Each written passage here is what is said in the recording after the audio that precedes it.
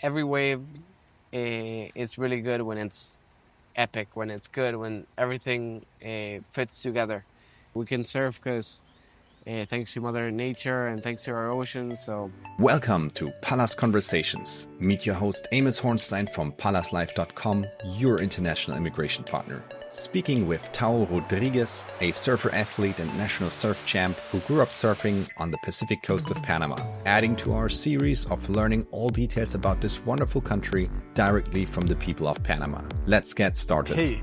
Hey, Tao, it's a real pleasure to be here. You're a young, upcoming Panamanian surfer, and we're today here in Panama. How did you get into surfing? both of my parents surf. They've been surfing. Well, my dad taught my mom how to surf when she was like 25, and then, or maybe, yeah, like 25 years old. And then, well, they had me and they taught me to surf like when I was between 4 to 5 years old.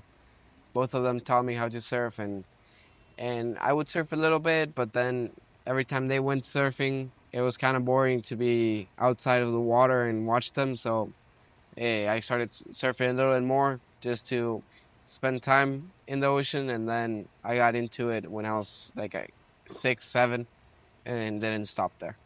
How is surfing in San Carlos? How is it being at the beach there? Nice. It was a good place to learn because the waves were small, and yeah, it wasn't scary. I never got scared or a bad situation. Some people learn how to surf in a more dangerous or bigger waves, and I think I was lucky to learn how to surf there. But definitely now that I surf a lot, might be a little bit boring because there aren't as many waves or it's not as consistent. But it was definitely an amazing place to grow up and learn how to surf and just it's very very relaxed there. I had a good childhood. And in Panama, there are many places where you can surf. They're very different.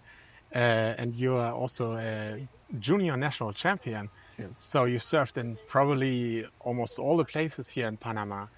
How do they compare? What are your favorite places here in Panama to surf, and how are they different? Well, there's a lot. Everything in the Pacific is pretty similar type of waves, but of course there's more barreling waves, bigger waves, and then maybe point breaks. That just the waves, everything changes a little bit, but at the end everything's the same. We're riding waves. We're doing what we like and spending time in the ocean.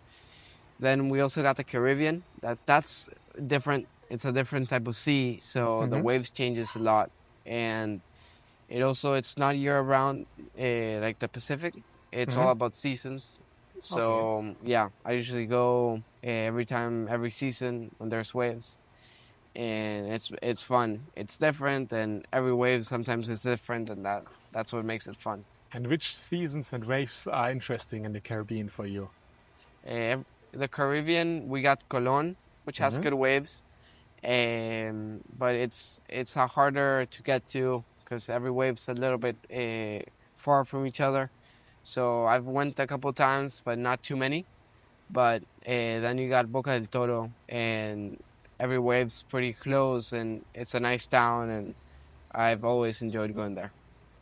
And what time of the year do you go to Bocas del Toro?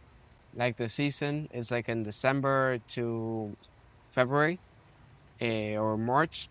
It's the same season like in Hawaii and many other places with the same ocean.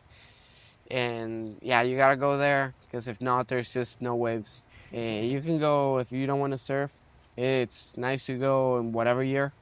Maybe not when there's waves, because when there's waves, it's always kind of rainy. That's what brings waves. If it doesn't rain and it's not very cloudy, then there's like no waves. It's a thing there. But you can go any other time and it's like sunny. It's nice to just fish or do scuba diving, snorkel. And then, yeah, if you want to grab waves, you got to go. And how would you compare and say is the surf culture here in Panama very developed? How does it compare to other countries? You've surfed internationally already, went to competitions internationally.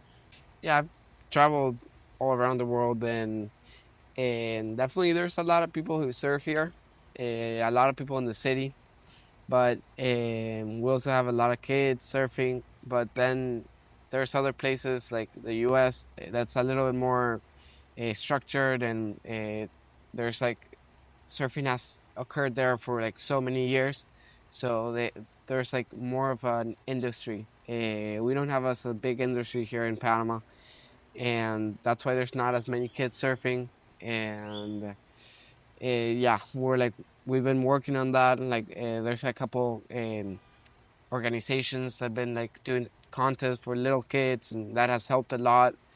I started doing those. They're like discovering talents around Panama, and I started doing those events. That's when I realized I enjoyed surfing, competing, and yeah, we're like starting, and it's like been growing ever since. Yeah, and there's still a lot of beaches with little people as well here in Panama where you can surf. What is your favorite wave here?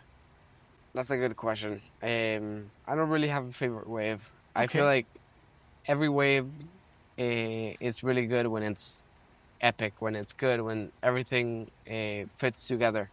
Like it all depends about the conditions and the swell, and I like every wave when there's swell and on the right conditions. I don't have preferences. Everything, I like everything. I enjoy everything. At the moment, you study, you compete a lot, you're traveling around the world to different places with different waves. Um, that's I bet it's a lot of fun, but it's also a challenge and brings also some stress with it. How do you handle with the stress? What do you do when it's a bit too much? It's definitely sometimes it feels like a lot, and I feel like I manage it well. And mostly when I'm not competing, I always have time to study. And even though I'm also doing like one course at a time, not to put too many things at once, and I have enough time to surf in the morning, and then to train, and then maybe surf again, and at night or any other time study. Sometimes it feels a lot in competitions because I gotta really focus on competing and on my heats, and it's a lot of energy in there. And sometimes going back to the house at 6 p.m. or at 7 p.m. and being like, "Oof, I need to study." It's definitely hard. There's a lot of times I'm like, I don't want to do it, but I know I have to. And also, I know my mom, like, if I want to keep competing and traveling, I gotta also work on my education. So there's times I don't want to, but if I really work and be like, okay, I'm gonna do it, and it's just for like 4 years. Every time I get, uh, every time I start studying and like start writing, I get to it. And yeah, even though sometimes I don't feel like studying, I feel like it's a good positive effect, because sometimes thinking too much in a competition, putting so much mind and so much effort and focus in something, you burn out. So I think sometimes sitting down and focusing on something else, this to me is cool. Even though if I don't want to do it, it's good to like just focus on something else, maybe Mhm. relax the brain. Even though I'm working the brain to learn new things, it's also like a stress relief from competition. So much thinking about like I need to pass my next seed, or who I'm going against, or I need to do this and that, and it's good to So have like a break.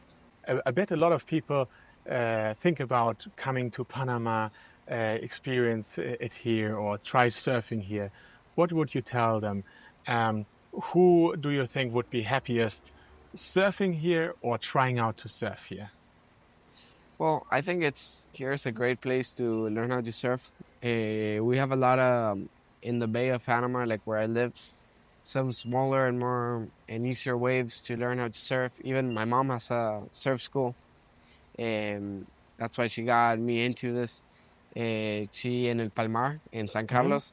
She has a surf school called Panama Surf School, and it's a great beach at Palmar. A great wave to learn how to surf. It's small. It's very accessible and easy to learn. It's a good experience. I also work with her when I'm like in my off season, not competing. This is my way to like make some money for the next season, and yeah, it's good. It's a good place to learn how to surf. A lot of little waves, a lot of opportunity, very fun. Last question. Um, what's your goal? Where will we see you in 10 years? Well, my goal as a surfer, not as a competitor, is just to have the most fun I can, Mm-hmm. travel the world, know new places, and at the same time take care of our environment. We can surf because thanks to Mother Nature and thanks to our oceans. So do all this, have as much fun as possible, but at the same time, like take care of where we live and where we surf. So that's like my goal as a surfer, as a person. And then as a competitor, well, then I get professional, and my goal is to qualify for the Olympics. Mm-hmm. Right now, it's for Paris 2024. Um, Amazing. so yeah, my goal is to be. I don't need to be the first Panamanian to qualify. I just want to be. I want to qualify and represent my country in the highest league possible. And we also have our world tour, like our highest league of surfers. Mm-hmm. Then to like to others, it would be the NFL or FIFA. To us, it's the WSL, Mm-hmm. World Surfing League, and I want to qualify there. Only the top 33 surfers in the world compete there, and I want to be one of them. That's a great goal. And I'm really looking forward to not only see you in San Carlos one day, but also see you in the Olympics maybe. I wish you all the best to get there. Thank you Real very pleasure. much. Thank you, Tao. Thank you. Bye.